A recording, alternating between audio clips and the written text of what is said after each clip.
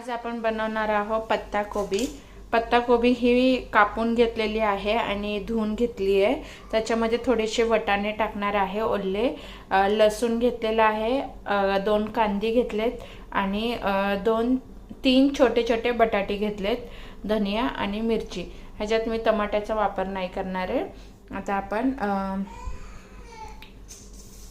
आले बाळा हे तापायला ठेवलेलं आहे कढई, तापल्यानंतर आपण बघूया। या ठिकाणी मी जिरे टाकले आहेत, लसूण आणि हिरव्या मिरच्या, कांदा आणि बटाटा। आता आपण हे सगळं वाफेवर शिजू देऊया। या ठिकाणी बघू शकता कांदा शिजलेला आहे, पण आपला बटाटा हा कच्चा आहे।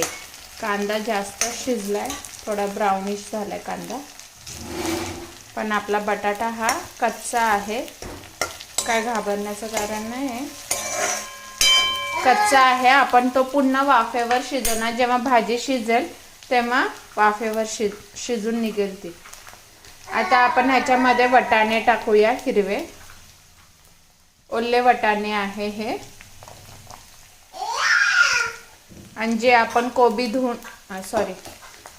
ओले वाटाणे आहेत। आपण ह्याच्यामध्ये चवीनुसार मसाले टाकूया, मीठ चवीनुसार, हळद 1 चम्मच, मसाला,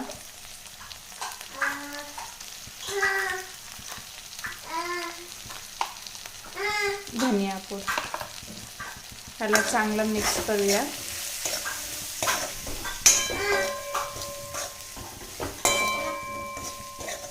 बघूया आपली वाफेवरची भाजी शिजली का नाही।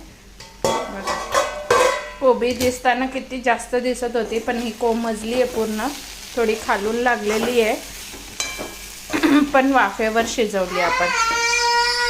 याच्यावर थोडा पण पाण्याचा वापर नाही केलेला आहे, फक्त ही वाफ आहे।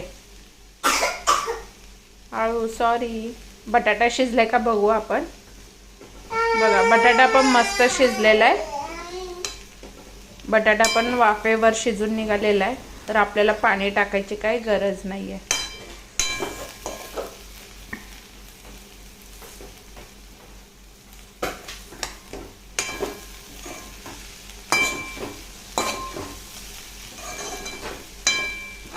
वाटाणा पण शिजला, आपला वाटाणा पण शिजून निघालाय। आता ह्याच्यामध्ये आपण कोथिंबीर सोडू, भाकरी नाहीतर डाळ भात नाहीतर चपाती ह्याच्यासोबत ही भाजी